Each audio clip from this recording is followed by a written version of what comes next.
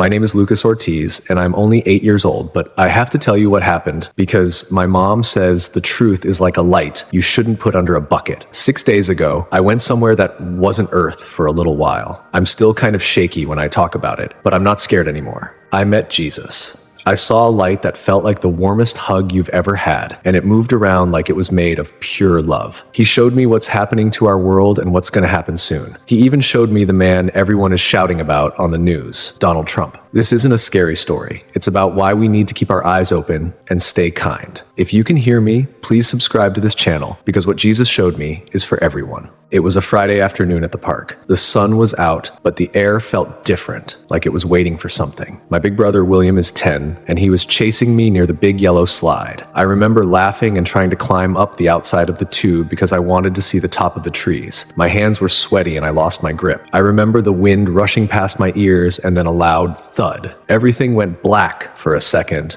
but then it wasn't black anymore. It was bright. I saw my body lying on the wood chips and William was screaming my name. But I felt light, like a balloon that finally got let go. I didn't feel any ouchies. I just felt peace. Then the park faded away like a drawing getting erased, and I was standing in a place where the grass hummed and the sky looked like it was made of rainbows. That's when I saw him. He wasn't wearing a crown like a king in a book. He was wearing a robe that looked like it was woven out of morning sunshine. I just knew it was Jesus. I ran to him, and he picked me up. He smelled like rain and cookies and everything good. I asked him, "Am I dead?" He looked at me with eyes that saw everything I ever thought and said, "You are resting, little one, but I have things to show you before you go back to William." The ground beneath my feet didn't feel like dirt or grass at the park. It felt like it was alive, pulsing with a soft rhythm like a heartbeat. Every time I took a step, the colors of the flowers changed. If I felt happy, they turned a bright, sparkly yellow. If I felt curious, they turned a deep, glowing purple. It was like the whole place was listening to me. Jesus didn't look like the pictures I see in Sunday school. He looked more real than anyone I've ever met. His face was kind, and when he smiled, I felt like all the mistakes I ever made, like the time I broke Mom's favorite vase or when I was mean to William, were just gone, washed away like chalk on a sidewalk after a big rain. He held my hand and his skin felt warm, almost like it was glowing from the inside. We started walking through this garden and I noticed that the trees weren't just trees. They were tall and shimmering, and their leaves made a sound like 1,000 tiny bells ringing softly in the breeze. I asked him, "Why is everything so pretty here?" He looked down at me and his eyes were like looking into a clear pond with the sun hitting it. He said, "This is how things are supposed to feel, Lucas. On Earth, people forget that everything is connected by love. They get busy and they get angry and they stop seeing the light." I looked back, trying to see the park one more time, but it was just a fuzzy memory. I could still see William, though. He was kneeling next to me on the wood chips, crying and calling for Mom. It made me feel a little bit sad, like a tiny tug on my heart. I told Jesus, "William is scared. Can I go tell him I'm okay?" Jesus squeezed my hand gently and said, "Not yet, Lucas. There is a story the world needs to hear, and I want you to be the one to tell it. You see things clearly because you haven't learned how to hide the truth behind big, complicated words yet." We kept walking, and the air started to shimmer like the heat does on a paved road in the middle of summer. But it didn't feel hot. It felt like the air was getting thick with pictures. Jesus waved his hand, and the garden around us started to change. It was like we were standing in the middle of a giant movie that was happening all around us. I saw the whole world spinning like the globe in my classroom, but it was covered in millions of little lights. Some were bright and some were very dim. Jesus pointed to a place that was very far away, where the sand was gold and the buildings were low and dusty. The date appeared in the air, glowing like a neon sign. It said February 28th, 2026. I remembered that day because Dad was watching the news and looked very worried. Jesus showed me what was happening there. I saw big gray planes flying low over the desert, and I saw tanks that looked like giant metal beetles crawling across the sand. There was smoke and fire, and I could hear the rumble of the ground. It felt heavy, like a big weight was sitting on the world. I saw soldiers in green uniforms, and they looked tired and scared. Jesus looked at the fire and the smoke with a face that was very serious. He said, "Look closely, Lucas. This was what they called Operation Epic Fury. The people on the news talk about it like it's a game of chess, but I see every heart involved. This happened just a few weeks ago to stop a very dark shadow from growing too large. It was a heavy hand, a show of power that shook the earth. I saw the fire getting bigger, and I felt a little bit of the fear the people down there were feeling. It felt like a giant jumble of loud sounds and crashing metal. I asked him, 'Is this a bad thing, Jesus?' He sat down on a rock that looked like it was made of diamonds and pulled me close. He said, 'The world is like a very old piano that has been dropped. All the strings are loose, and when people try to play a song, it sounds wrong. It sounds like fighting and greed.' Operation Epic Fury was a moment where the world tried to force the piano back into place. It was a loud, hard sound, but it was a tuning. Sometimes the strings have to be pulled very tight before they can make music again. I watched the soldiers and the planes, and I saw a man holding a small child in the middle of all that dust. The man was praying, and I could see his prayer. It looked like a tiny silver thread rising up from the smoke, reaching all the way to where we were standing. Jesus reached out and touched that silver thread. He said, 'Even in the middle of the fire, I am there.' People think I am only in the quiet churches or the pretty gardens, but I am in the desert too. I am with the ones who are scared, and I am with the ones who have to make the hard choices." The vision of the desert started to fade, and we were back in the quiet garden again. But the feeling of that heavy weight was still in my mind. Jesus stood up, and we started walking again, towards a part of the garden where the light was even brighter. He told me that 2026 would be a year that no one would ever forget. He called it the year of the tuning. He said that for a long time, people have been living in a way that doesn't match the love he put in them. They've been building walls and shove each other, and they've been trusting in things that can break instead of things that are eternal. Lucas, he said, and his voice sounded like a warm blanket, when a nation gets out of tune, it starts to vibrate in a way that causes pain. You will see things this year that look like chaos. You will hear people saying that the world is ending. But I want you to tell them that the world isn't ending. It is being prepared. It is being fixed so that a new song can be sung. But before the song can start, the old, broken sounds have to be cleared away. We reached a big archway made of white light, and I could see more pictures waiting on the other side. My heart was thumping in my chest, but it wasn't a scared thump. It was the kind of thump you get on Christmas morning right before you open the door to see the tree. I knew that what was coming next was very important, and I knew that Jesus was going to show me things that even the smartest grown-ups didn't understand yet. He looked at me and winked, and for a second, he looked just like a regular person who loved to play and laugh. He said, "Are you ready to see the rest, Lucas? There is much more to understand about Trump and the challenges that are waiting in the months ahead."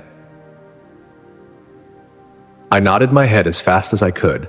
I felt like I was part of a big secret, a secret that was going to help my mom and my dad and William not be afraid of the news anymore. Jesus took a deep breath, and the light around us began to swirl like a giant, golden whirlpool, pulling us deeper into the heart of the year 2026. We stepped through that big archway of light, and the world changed again. It wasn't the garden anymore. It felt like we were standing on top of a very tall mountain made of glass, and beneath us was a big city. I could see the tall buildings reaching up like giant fingers trying to touch the sky. It was New York City. I knew it because I saw the big green lady statue in the water. But the air felt heavy there, like the way it feels right before a big thunderstorm, where the sky turns a weird greenish color and everyone runs inside. Jesus pointed down at the city, and a date appeared in the clouds. It said September 11th, 2026. I know that date is important because every year at school we have a moment of silence and the teachers look sad.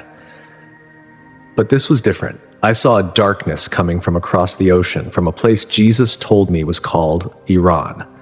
It didn't look like a person or a plane at first. It looked like a giant cloud of gray smoke that was trying to swallow the light. I saw the streets of New York getting crowded. People were running, and I could hear sirens, lots and lots of sirens. It sounded like the whole world was crying at once. I saw a big flash of light and then more smoke. It hurt my heart to watch it. I grabbed onto Jesus' robe and hid my face. "Why are they doing that?" I asked. "Why are they hurting the people?" Jesus sat down on the edge of the glass mountain and pulled me onto his lap. He didn't look angry. He just looked very sad, like a dad watching his kids fight and get hurt. He said, "Lucas, there are people in the world who have forgotten who they are.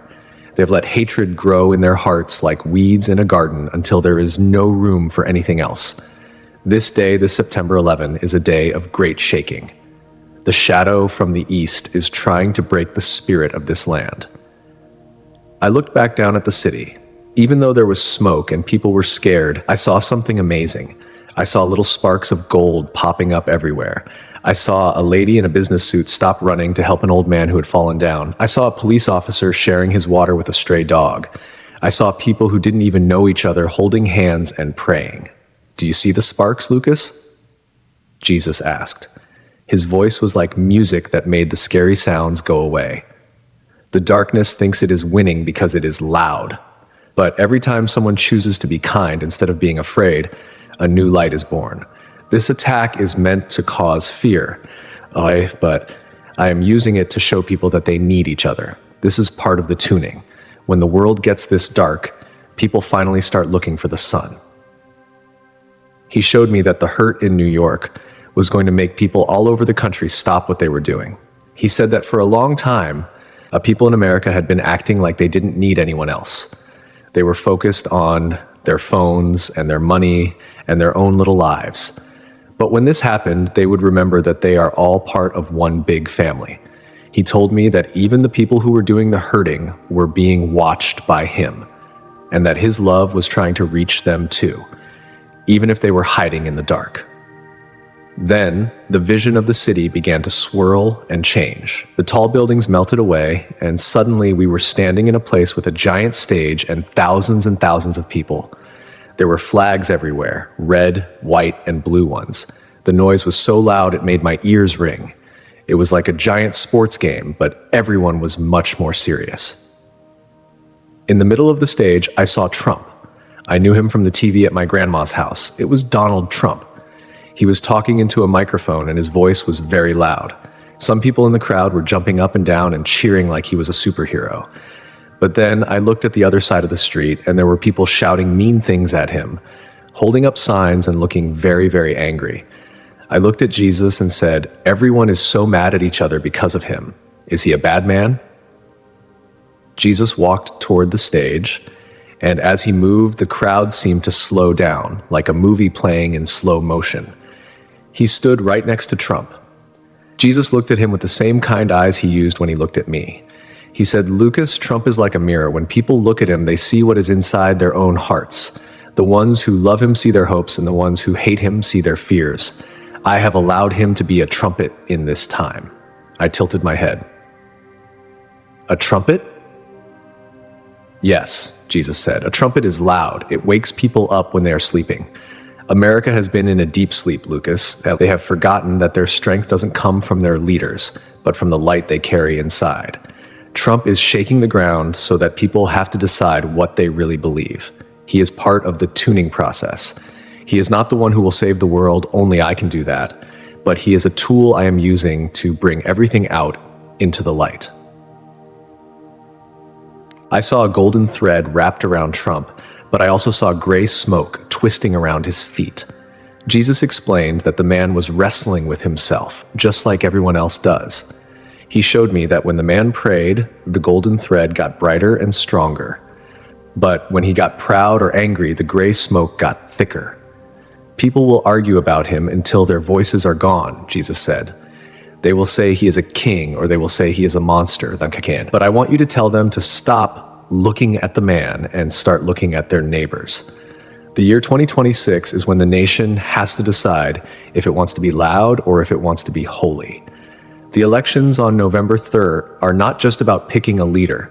They are about the people choosing what kind of heart they want to have. He showed me the day of the election. It looked like a giant map of the country, and it was pulsing with two different colors, a bright, warm gold and a cold, sharp silver. The colors were bumping into each other like waves in the ocean during a storm. I saw people standing in long lines to vote, and I could see their thoughts. Most of them were worried. They were thinking about their jobs and their houses and if they would be safe. Jesus pointed to a small house in a town I didn't recognize. Inside, a mom and a dad were sitting at a table. They were tired, and they didn't have much money. They were talking about the election, but then they stopped and reached for each other's hands. They started to pray for the country. As they prayed, a giant beam of light shot out of their roof and went straight up into the sky. That, Jesus said, is more powerful than any speech on a stage.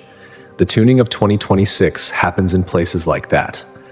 It happens when people realize that no matter who wins the election on November 3rd, I am still on the throne. Trump is a sign that the old way of doing things is breaking. He is the one who knocks over the tables so that something new can be built.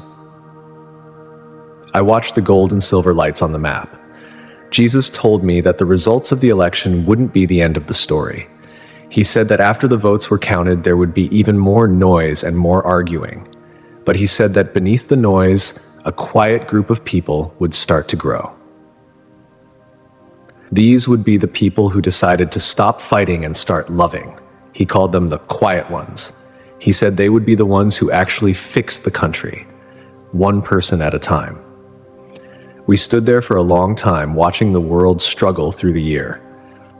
I saw more things about the war in the desert and the hurt in New York, and how everything seemed to be tied to the big election in November. It felt like the world was a big knot that was being pulled tighter and tighter.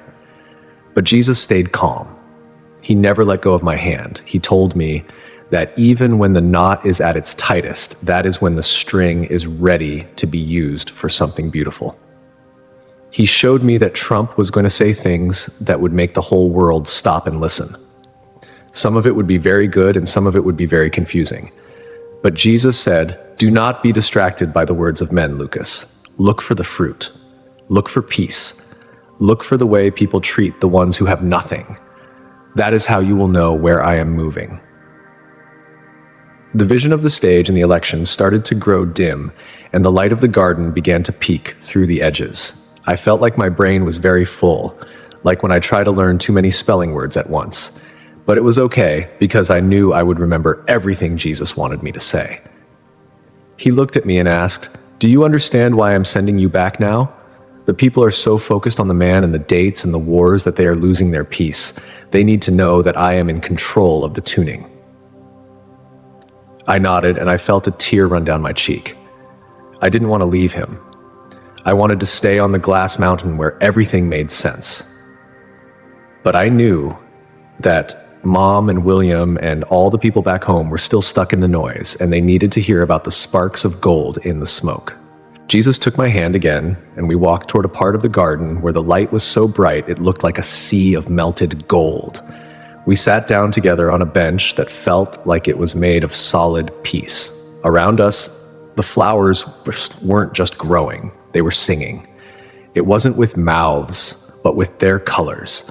Every time a breeze blew, they released a scent that reminded me of my mom's perfume and the way the air smells right after a summer rain. Jesus looked out over the horizon where the visions of the world were still swirling, and he said, "Lucas, people think that the big things like the election on November 3rd or the fire in the desert are the only things that matter.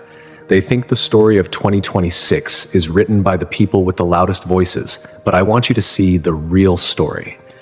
He moved his hand, and suddenly the big visions of the stage and the cities got smaller, and thousands of tiny visions appeared, floating like bubbles in the air. Each bubble showed a person. I saw a girl about my age in a school cafeteria. She saw a boy sitting all by himself, and even though her friends were laughing, she went and sat with him. I saw a man in a grocery store who gave his extra change to the person behind him who didn't have enough. I saw a teacher staying late to help a student who was struggling to read. These are the ones who are truly tuning the world, Jesus said. The news will talk about Trump and the political parties, and they will talk about the war in the desert from February 28th. But these small acts of love are the notes that make the new song. In 2026, I am looking for the people who will choose kindness when everyone else is choosing to be angry. The election is just a test to see if people will trust in a man or if they will trust in the light I put inside them. I asked him, "Why is Trump the one everyone is fighting about?" Jesus smiled, and it was a sad, knowing smile. "Because, Lucas, he is a man who forces people to pick a side. He is like a giant rock dropped into a pond. The ripples he makes go everywhere.